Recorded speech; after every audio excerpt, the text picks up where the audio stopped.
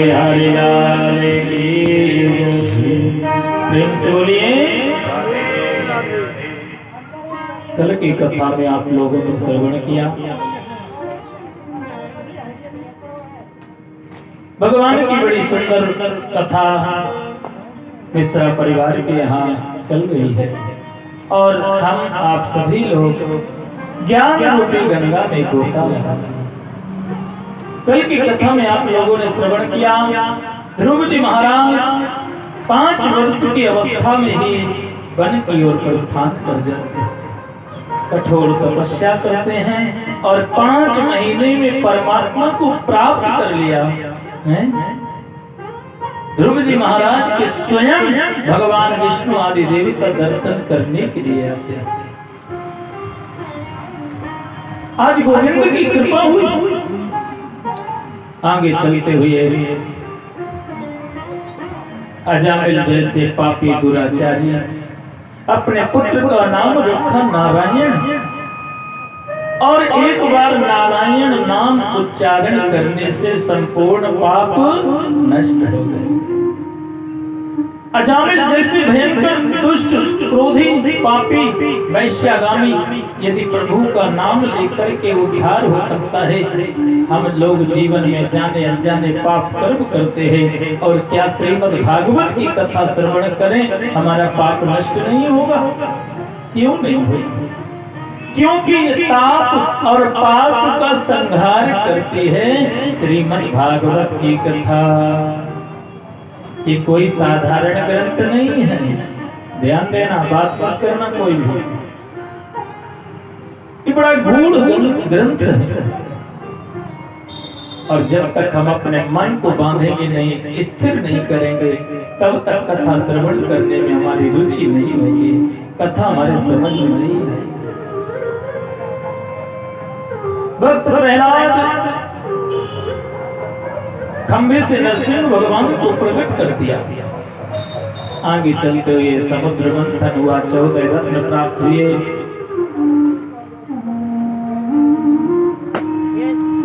यहाँ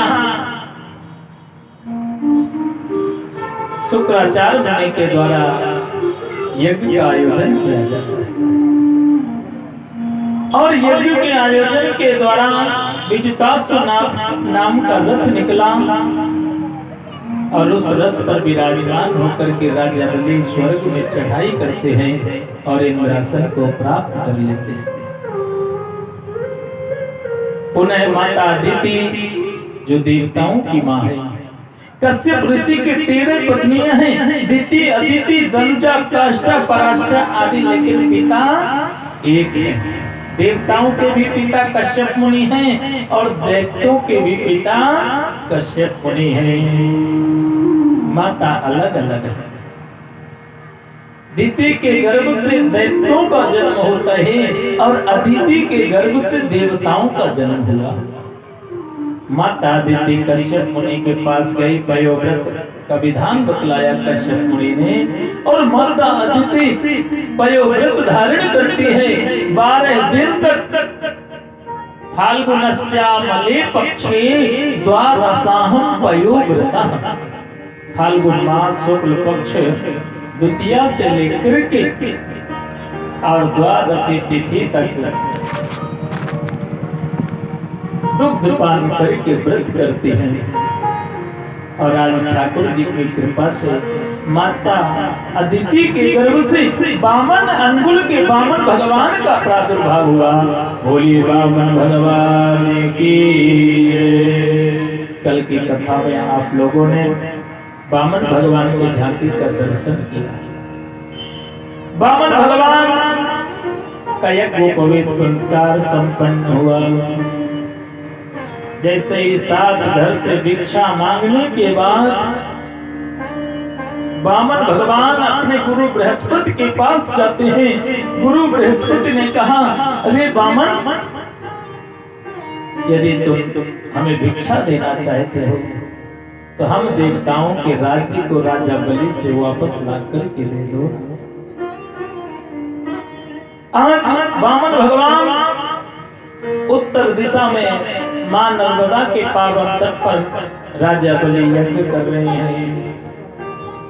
हमारे भारत भूमि में एक ही ऐसी नदी है जिसकी परिक्रमा लगती है, वो है नर्मदा जी। जितनी भी नदियां हैं ना, वो पश्चिम से पूरब की ओर जाती हैं, लेकिन नर्मदा जी ना पूरब से पश्चिम की ओर जाती हैं। अनुराग जी थोड़ा देखिए कौन बैठ के कथा सुना रहा, पीछे बकर बकर कर रहा बकरे की तरह।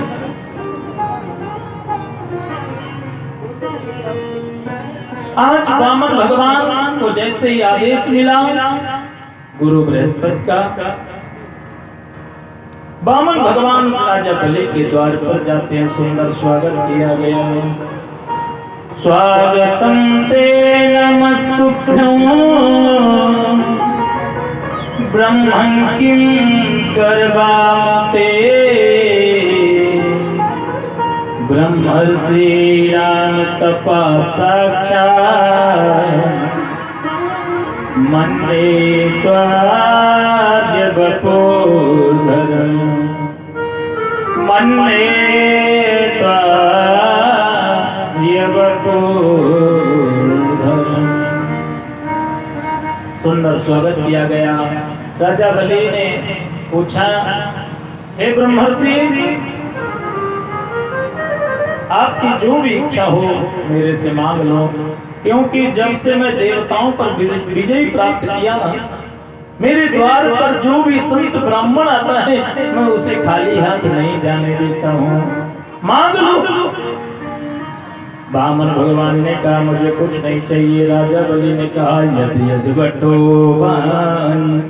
छसित प्रतीक्ष में त्वामासुतं वेत्र कन्या।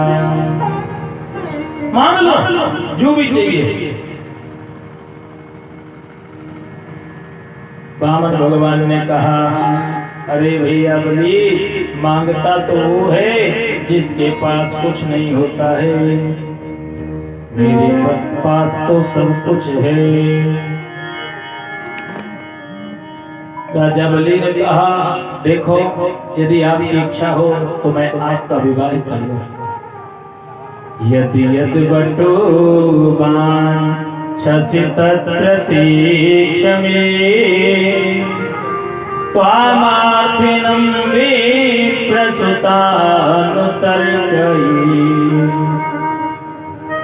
गां कंचनं गुण बदधामृष्टं तथानुपेया मुतवा विप्रकन्